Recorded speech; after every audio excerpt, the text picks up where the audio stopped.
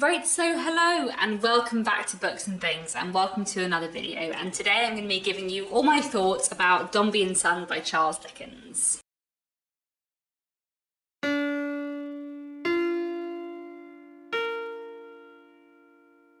So I recently reread Dombey and Son for the Mega Dickens Readalong, which is a 2-year-long read-along where we are going through the novels of Charles Dickens, reading them all in publication order.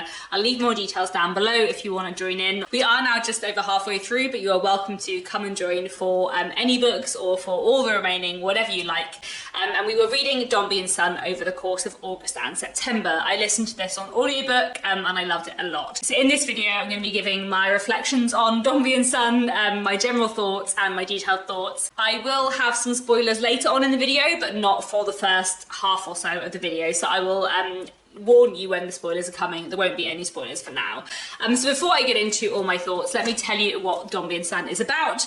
Dombey and Son is a book that is not exactly about Mr. Dombey and not exactly about Mr. Dombey's son. It is in fact chiefly about Mr. Dombey's daughter, Florence Dombey. So Mr. Dombey runs a business called Dombey and Son, and it is the chief aim of his life to pass his business on to his son. All that matters to him is his business, and therefore his son matters to him because his son is going to be part of the business. At the beginning of the book, Mr. Dombey's son, Paul, is born. Mr. Dombey already has a daughter, Florence, but he has no interest in his daughter because girls don't matter to Dombey and Son. A girl can't take over your business. We basically follow the course of Florence Dombey's life, the neglect she suffers from her father, her relationship with her brother, and with various people around them. We follow her from when she's about like 5 or 6 until she's grown up. And the novel looks at various things. It is a novel which is about money and business. It's a novel about gender and family and grief and neglect, and it is fantastic. And I highly, highly recommend it. I listened to this on audiobook. I listened to the audiobook narrated by Owen Teale, which I had listened to once before, and it's a wonderful, wonderful audiobook.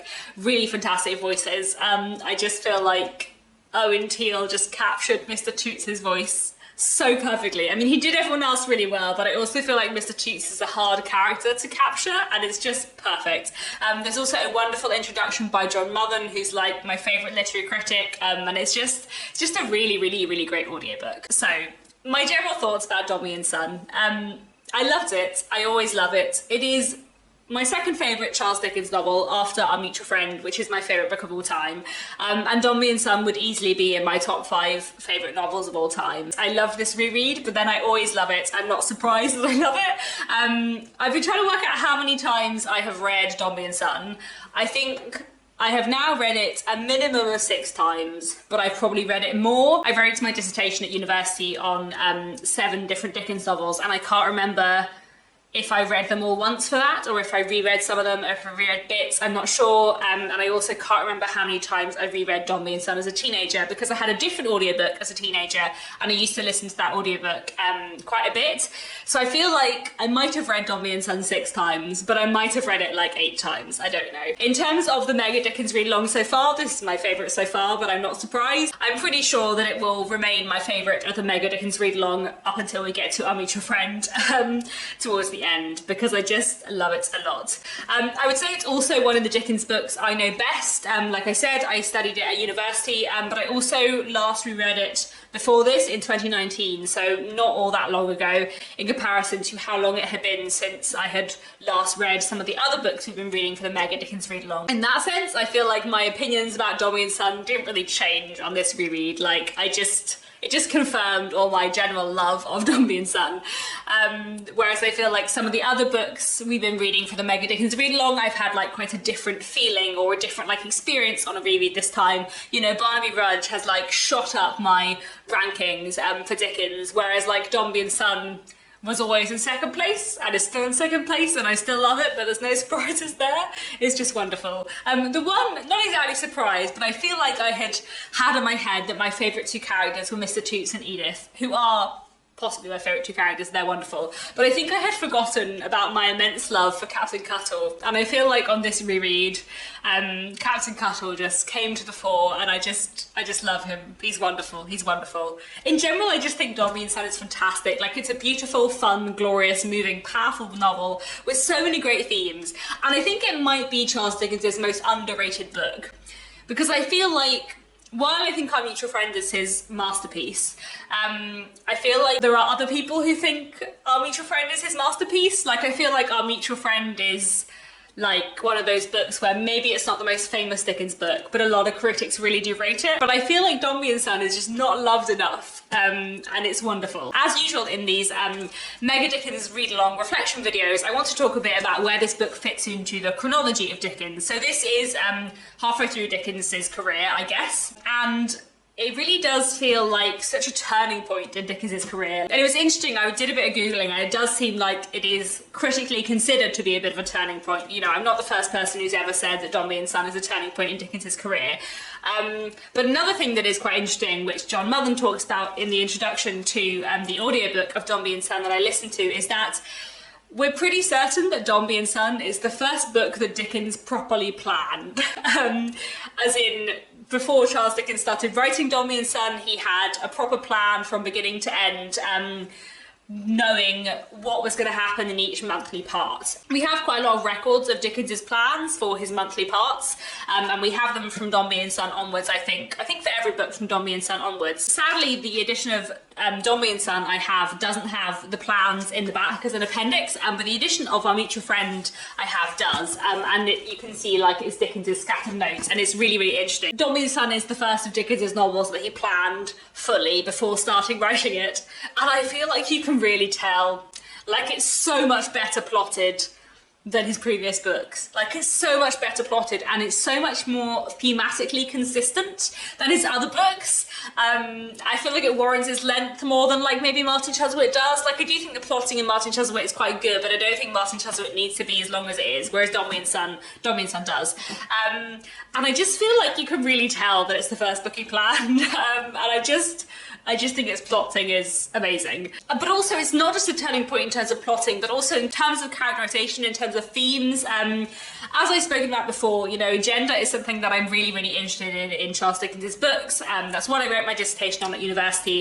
And I feel like you can see Dombey and Son as such a turning point in terms of Dickens engaging with gender and gender roles, and the inequalities between men and women within Victorian society, both in childhood, you know, in the way he looks at the different ways Mr. Dombey treats his daughter and his son, and also within Victorian marriage. You know, Dickens is really dissecting and writing against patriarchy in Dombey and Son. And the Edith plotline and the way he criticises patriarchy through that is just, like, amazing. And those themes are themes you see come up in later books as well, but Dombey and Son is like the real turning point in that sense. And Dickens's characterization as well, I think is really, really good in Dombey and Son. You know, Dickens is always an author who uses a mix of caricatures and more realistic characters. And some of his characters are there to make a point, and some of his characters are there to be psychologically complex. But I feel like over the course of his books, he moves towards more psychological complexity in his characters and more fully developed characters. And Edith is like such a fully realised character, and Mr. Dombey is such a fully realised character. And I feel like his interest in kind of like psychologically complex characters, you see a turning point there in Dombey and Son too. And you know, there are always people who say that Dickens can't write female characters.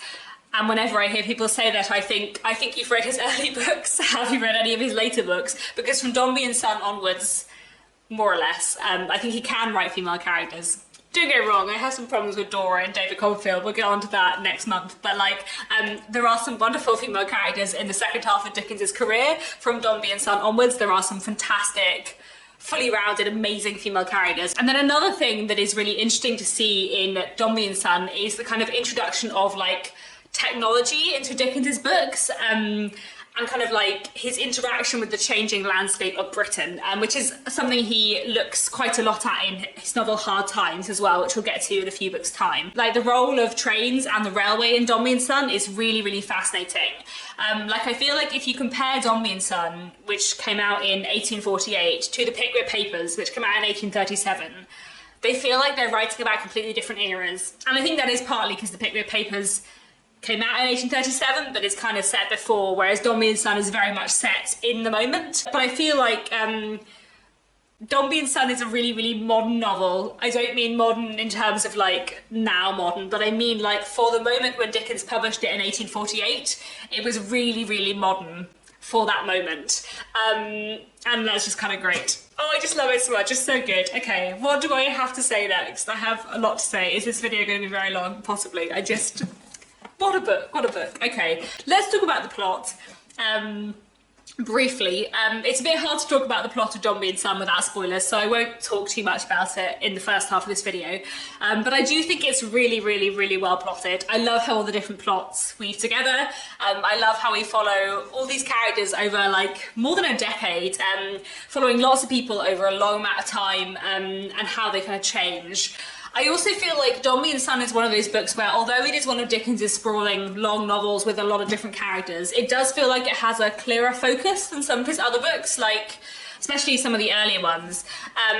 You know, Florence and her father are really the focus of the book. And although there are lots of other characters, you know, Walter, Captain Cuttle, the Carkers, Alice, and many others who come in and out of focus at various points, the focus is always on the Dombey family. And I feel like that makes it feel like a tighter book in some ways. Let's talk about some of the characters in Dombey and Son, because I feel like there are a few Dickens books that have a cast with as strong a hold on my heart as Dombey and Son. Even Mr. Dombey, who I really hate, I do think he's written so well. Like, he's really understandable. He's very, very, very well realised.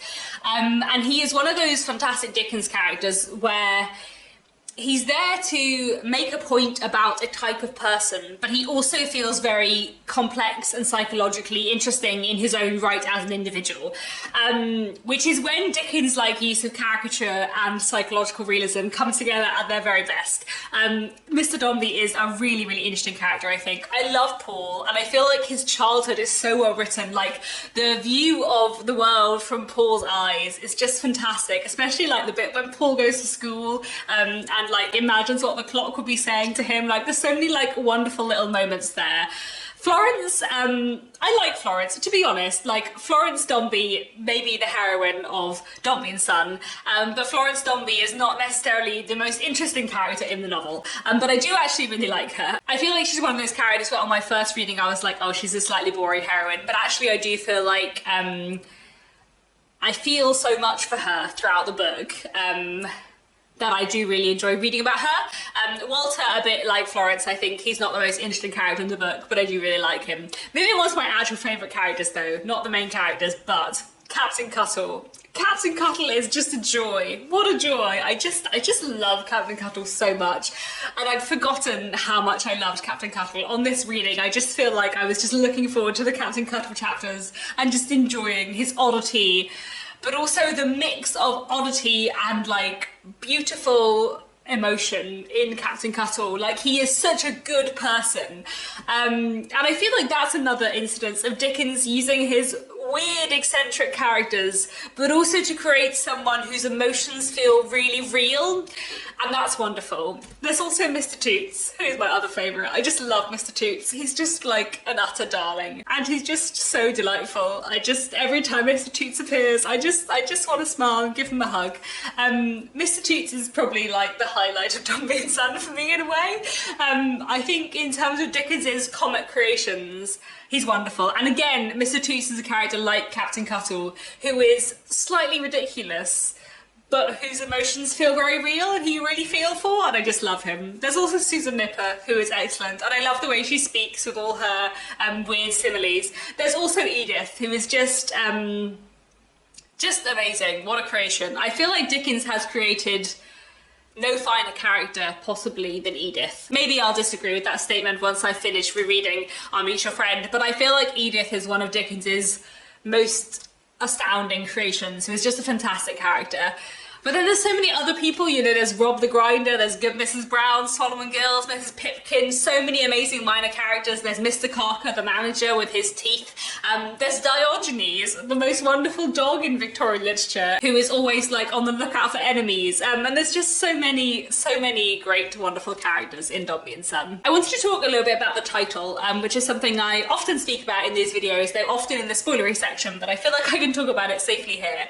I really like the title of Dombey and Son because, as I said, Dombey and Son is a book which is not exactly about Mr. Dombey or about his son, but it is mostly about his daughter. And there's something like heartbreaking about the fact that Florence is even dismissed in the title of her own book, because that is how little value society places on Florence being a girl. And that is really the heart of the book in so many ways, is that Florence is dismissed entirely from her family and from her father's estimation because of her gender. She doesn't even get to be in the title of her own book, because that is how little society respects her. I also think it's really interesting because Dombey and Son is the name of Mr. Dombey's business. That's the name of his house of business. So the title simultaneously gives you the name of the business, but it also invokes family. You know, Mr. Dombey and his son are in the title, though Florence isn't. So in that way, like, the title of Dombey and Son places family, money, business, and gender like right at the heart of the novel, which are, you know,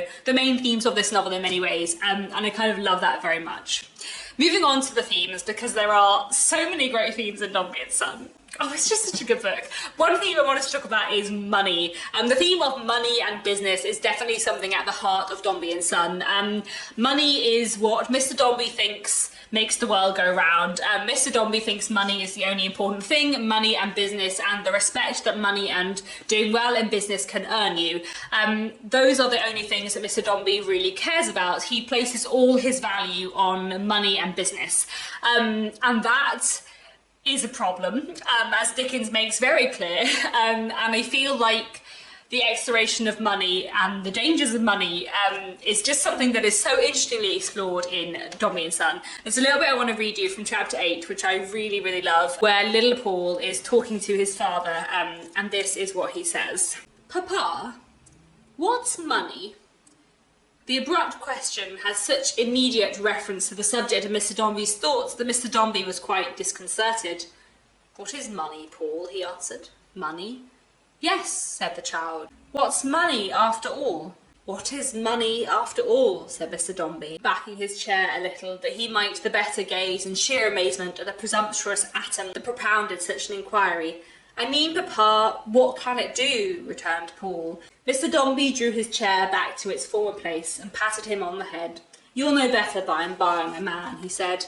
"Money, Paul, can do anything." He took hold of the little hand and beat it softly against one of his own as he said so. But Paul let his hand free as soon as he could, and rubbing it gently to and fro on the elbow of his chair, as if his wit were in the palm and he was sharpening it, and looking up at the fire again, as though the fire had been his adviser and prompter, repeated after a short pause, "Anything, Papa?" "Yes, anything.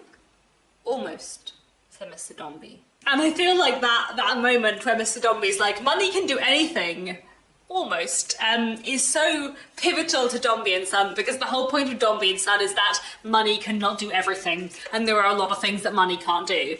And the limitations of money and the dangers of an obsession with money are really like interestingly explored in Dombey and Son.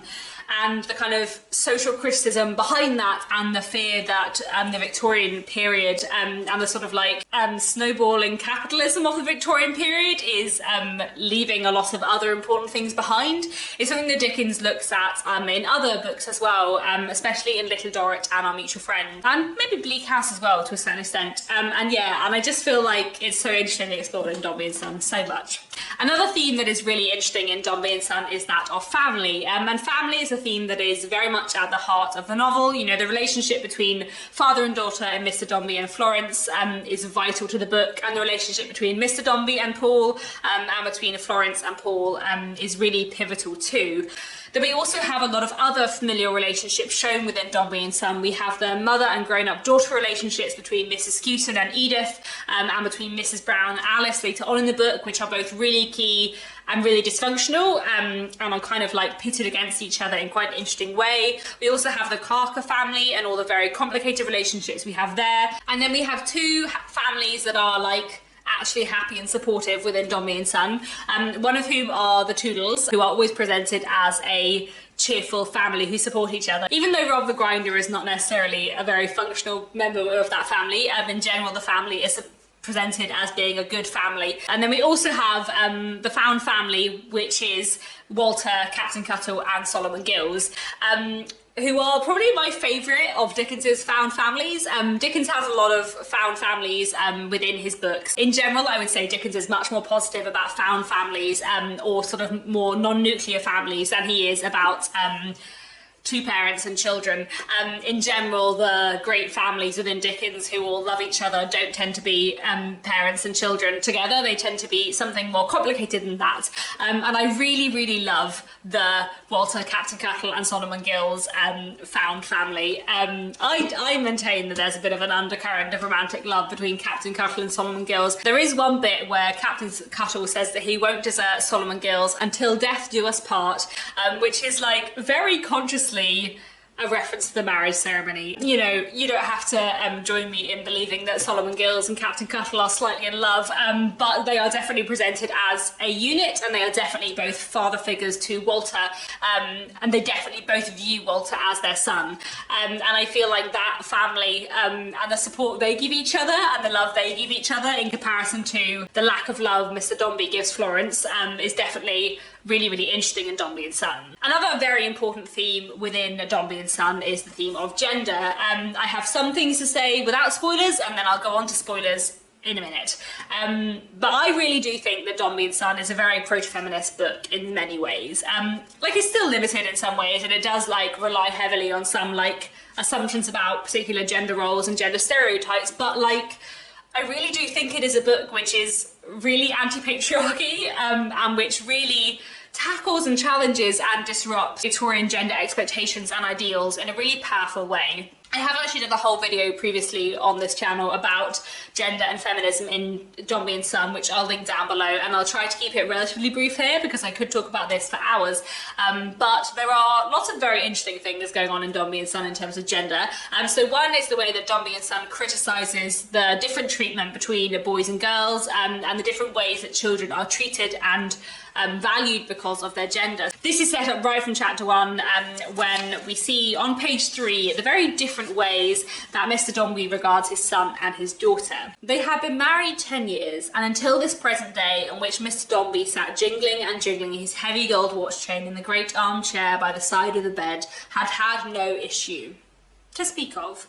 None worth mentioning. There had been a girl some 6 years before, and the child who had stolen into the chamber unobserved was now crouching timidly in the corner whence she could see her mother's face. But what was a girl to Dombey and Son? In the capital of the house's name and dignity, such a child was merely a piece of base coin that couldn't be invested. A bad boy, nothing more. The assumption within the Victorian period that girls were bad boys. The girls warranted less attention, education and affection than boys, and were generally just much less important to society than boys, taking it on into later life where men were considered so much more important than women. Like, I feel like that is so heavily criticised here in a really, really interesting way. Another thing that is really interesting in Dombey and Son in terms of gender is the exploration of the Victorian marriage market, the power dynamics within Victorian marriage, and the fact that Victorian marriage was so often a business transaction in which the woman had very little power. The fact that women were basically commodities within the Victorian marriage market, that is something that is very much explored in Dombey and Son. I'll talk about that in more detail in a minute. And then another thing that is really interesting in Dombey and Son is that basically, in a way, Dombey and Son is set up as a battle between stereotypical Victorian masculinity and stereotypical Victorian femininity. So, you know, within Victorian ideas about what men and women ought to be, there was this idea that a true Victorian man, an ideal man, ought to be polite but emotionally oppressed, cold and calm, concerned with commerce and hard work, and providing for and protecting their family, but not necessarily being affectionate towards them. And meanwhile, Victorian ideas about what was ideal for women was all to do with kindness and love and affection, and like focus on family. And basically within Dombey and Son, Victorian ideal femininity is shown to be far superior to Victorian ideal masculinity, and love is shown to be so much more important than business. And it is very much set up within Dombey and Son as a battle between gender. You know, we have Mr. Dombey, who kind of typifies Victorian ideal masculinity, and Florence, who kind of typifies Victorian ideal femininity. But these two things, one, don't work together very well, but also Florence's way of doing things is clearly shown to be superior to Mr. Dombey's. That's not a spoiler, like, it's really clear all the way through what Dickens is going for. Another thing that's really interesting in Dombey and Son is that if you look at the cast of male characters within it, all the characters who kind of fit into like the Victorian ideal of manhood are kind of awful, whereas a lot of the male characters who are not very like typically masculine within the Victorian concept, you know, like Captain Cuttle, like Mr. Toots, and kind of Walter to an extent as well, they are actually much better men, and I feel like all that stuff is just really, really interesting. Basically, I feel like whenever I say I'm really interested in gender in Dickens, I think people think that I mean that I'm really interested in how Dickens looks at the position of women, and I am, but I also feel like Dickens writes about masculinity throughout his books in a really, really fascinating way, and I feel like Dombey and Son is such an interesting book as a book about masculinity, and a book that is criticising toxic masculinity within the Victorian period of a very particular kind, and I just think it's great. Okay, from here on we're going to have some spoilers, so if you haven't read Dombey and Son, please go away. If you have, stick around, spoilers from now. So I want to talk a bit more about the way Dickens looks at gender and marriage in Dombey and Son, because I just think Edith is like wonderful. I just love Edith. I just think she's fantastic, and I feel like the way Dickens uses Edith to look at the marriage market in the Victorian period is just fantastic. There's a particular scene between Mrs. Skewton and Edith that I just think is fantastic and so grim, but also like just amazing to read. "You know he has bought me," she resumed, "or that he will tomorrow. He has considered of his bargain, he has shown it to his friend, he is even rather proud of it, he thinks it will suit him, and may be had sufficiently cheap, and he will buy tomorrow. God, that I have lived for this, and that I feel it." Like the emotion and the passion and the fury that Dickens puts into Edith in Dombey and Son is amazing. And then later when Edith and Mr. Dombey are married, we see how little he regards her as a real person. In fact, we see from the very beginning of Dombey and Son that Mr. Dombey doesn't really view women as real people. When very early on in the book, Mr. Dombey is thinking about his wife's death, Dickens writes, "He certainly had a sense within him that if his wife should sicken and decay, he would be very sorry, and that he would find something gone from amongst his plate and furniture and other household possessions, which was well worth the having and could not be lost without sincere regret, though it would be a cool, business-like, gentlemanly, self-possessed regret, no doubt." Mr. Dombey views his first wife as part of the furniture. He views Florence as an encumbrance, as a barrier between him and his son. And later, when he marries Edith, he is absolutely astounded that she will not just become a piece of the furniture. When Edith decides she wants a bit more agency than a chair, Mr. Dombey just can't handle it. And that is why their marriage breaks down. Although it is worth adding, does Mr. Dombey actually view anyone beyond himself as a real person? Does he really view Mr. Carker as a real person? Does he really view Walter as a real person? Even, does he really view Paul as a real person? Or does he really view Paul as an extension of himself?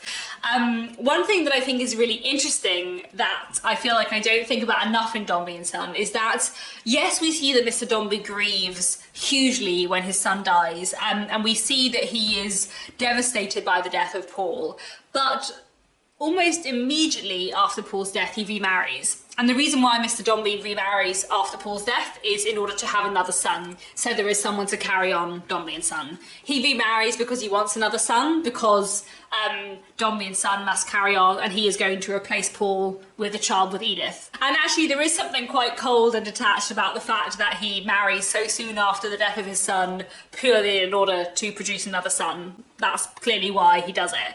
And I feel like that is kind of terrifying. Anyway, let's move back to gender stuff and Edith. Another thing I love about Edith is that she runs away from Mr. Dombey with Mr. Carker, but she doesn't have any interest in Mr. Carker. She pretends that she does, but actually she just uses Mr. Carker to get revenge on both Carker and Mr. Dombey, and I kind of think that's kind of awesome. Like, I don't know. There's a wonderful moment too in the scene where Mr. Carker and Edith meet and confront each other, and when she, you know, rejects him and says, "Oh, I've just run away with you to ruin you," in his eyes, because I'm ruined anyway, and I thought I might as well bring you down with me because I hate you as well. And he says, "Edith, sit down, have done with this, what devil possesses you?" "Their name is Legion," she replied, uprearing her proud form as if she would have crushed him.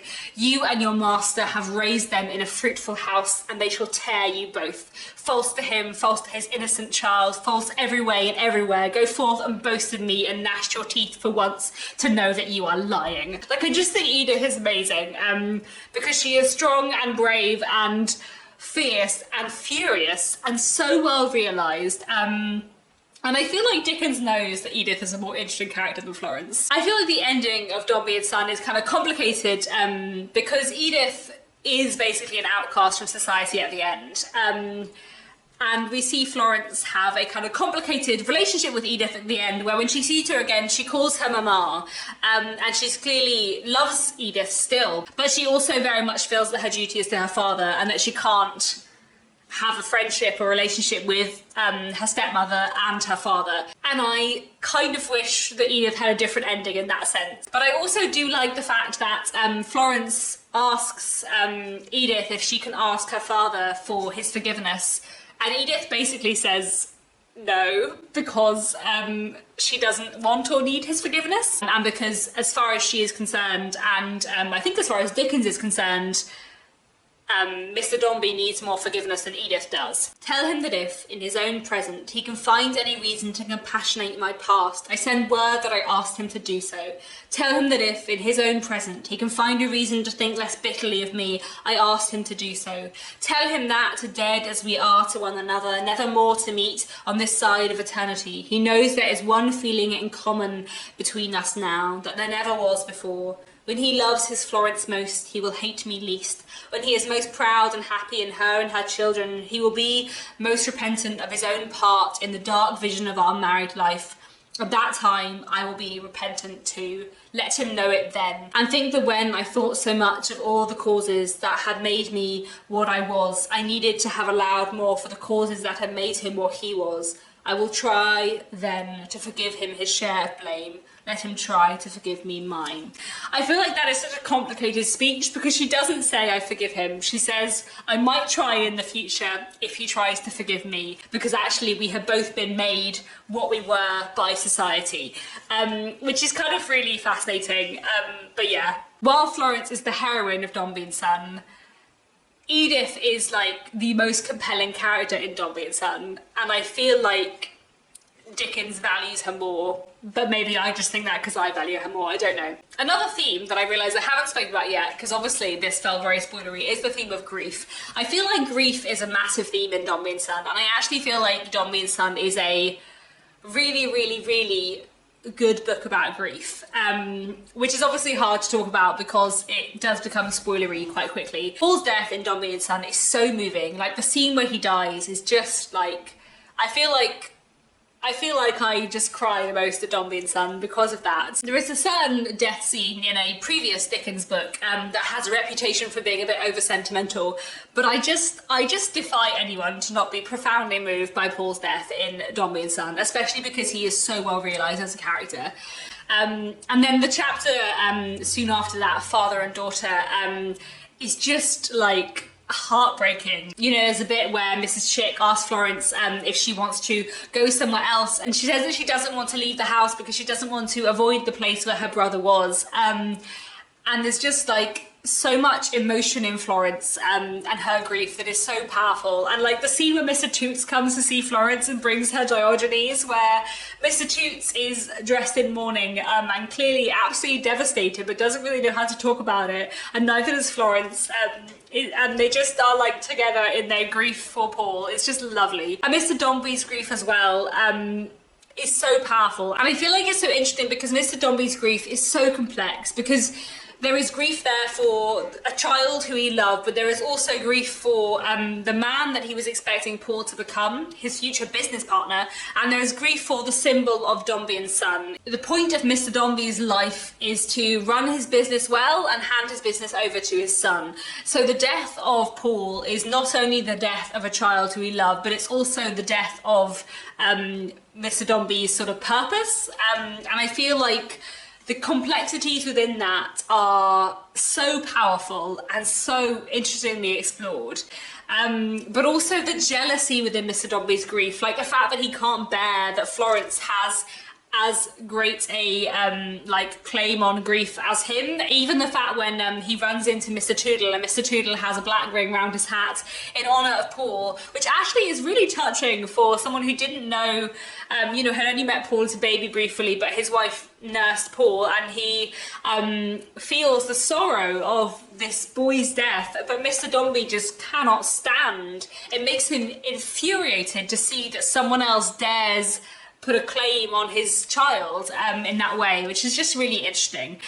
And I just feel like the grief that the various characters feel around Paul's death is so well developed, because I feel like sometimes in Victorian literature characters die as a plot point, but it's not really like psychologically explored. But I feel like Paul's death in Dombey and Son absolutely shakes the novel in such a powerful way. And then the other thing I wanted to speak about to do with grief is to do with Walter. Obviously Walter turns out not to be dead and turns up again at the end, but there is a large section of the book where the characters believe Walter to be dead, and I actually feel like Captain Cuttle's grief for Walter when he believes Walter to be dead is one of the most moving things, like, in all of Dickens. There's this one speech that he makes, which I'm going to read, which I just think is beautiful. "Walter, my dear lad," said the captain, "farewell. Walter, my child, my boy and man, I loved you. You weren't my flesh and blood. I ain't got none. But something of what a father feels when he loses his son, I feel in losing Walter.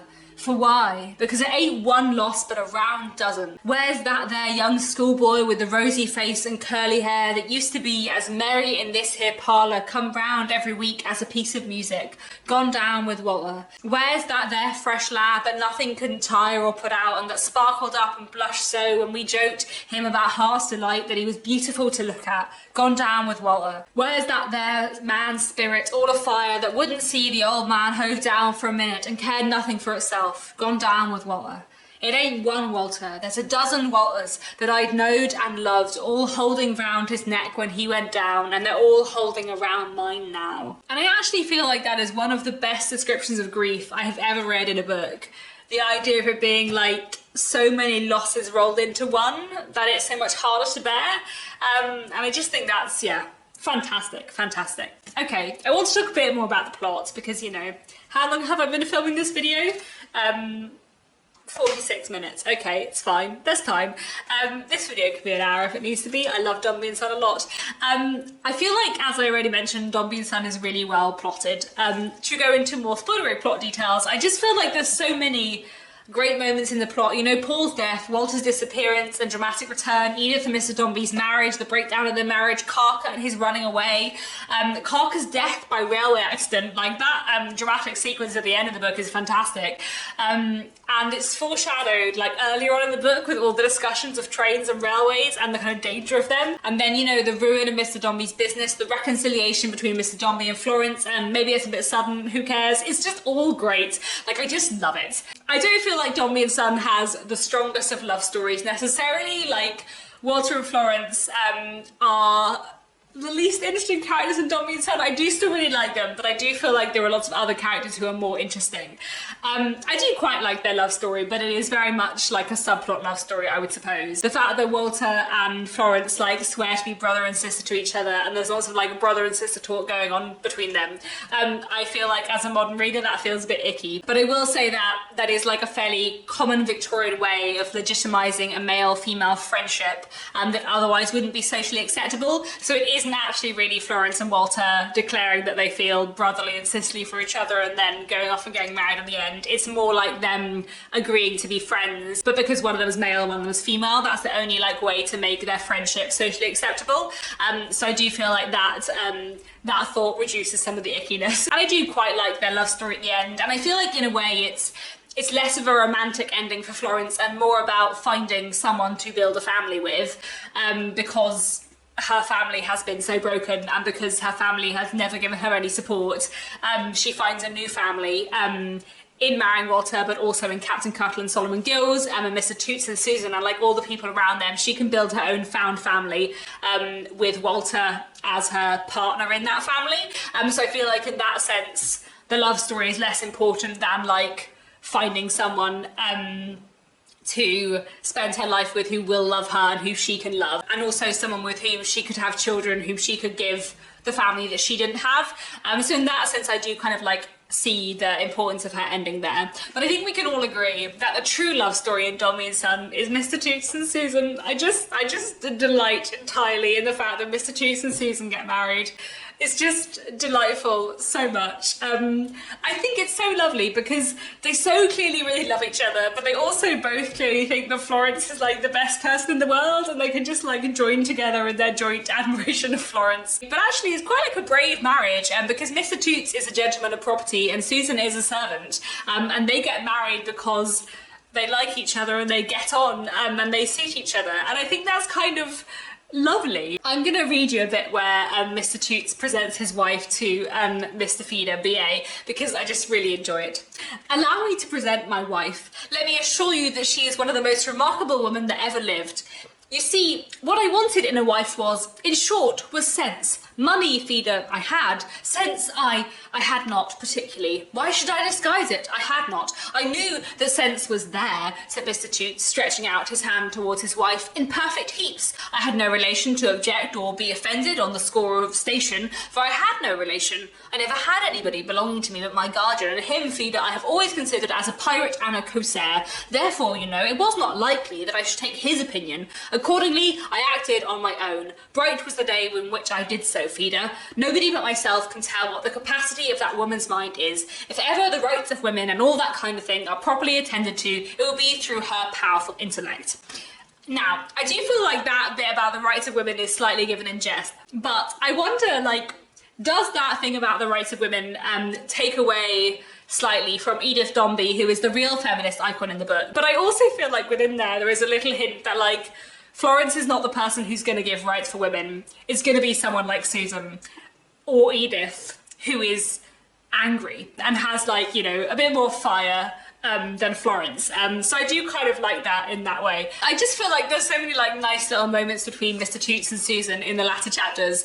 You know, Mr. Toots being like really anxious about Susan because she's pregnant, and Susan being like, I don't care, I'm going to carry on doing what I was doing. And then when Mr. Toots talks to Captain Cuttle later about how they like ended up together, I think none is more remarkable than the perfection with which she understood my devotion to Miss Dombey. Because, you know, I have never changed my sentiments towards Miss Dombey. They are the same as ever. She is the same bright vision to me at present as she was before I made Walter's acquaintance. Then, when Mrs. Toots and myself first began to talk of, in short, of the tender passion, you know, Captain Gills, when we first began to mention such subjects, I explained that I was what you might call a blighted flower, you know. But Lord bless me, she was as entirely conscious of the state of my feelings as I was myself. There was nothing I could tell her. She was the only person who could have stood between me and the silent tomb, but she did it in a manner to command my everlasting admiration. She knows that there's nobody in the world I look up to as I do Miss Dombey, knows that there's nothing on earth I wouldn't do for Miss Dombey. She knows that I consider Miss Dombey the most beautiful, the most amiable, the most angelic of her sex. What is her observation upon that? The perfection of sense. My dear, you're right. I think so too. And I just really enjoy Mr. Toots and Susan's relationship because actually Toots' love for Florence is never a love for the kind of person you might have that you would form a relationship with. Like, it's very much a form of like hero worship. He really puts her on a pedestal. They couldn't have ever had a relationship of equality, though they can have a friendship. But with Mr. Toots and Susan, because they both just think Florence is the greatest person in the world, they can therefore like find out each other's good qualities, and they can be companions and fall in love, and I just kind of think that's delightful. So that, in my opinion, is the true love story of Dombey and Son. Okay, is there anything left to say? I don't think so. I just think it's the absolute best, except for I'll Meet Your Friend, of course. But it's just a wonderful, wonderful book, and I love it so, so, so very much. Please do let me know down in the comments, did you read along with Dombey and Son? I hope you did if you've watched through to the spoilers. What do you think of it? Do you love it as much as I do? If you're reading through with the Mega Dickens Readalong, how does it fit in with the ranking of the other Dickens books you've read so far? And that's all for now. Thanks so much for watching, and I'll be back very soon with another bookish video.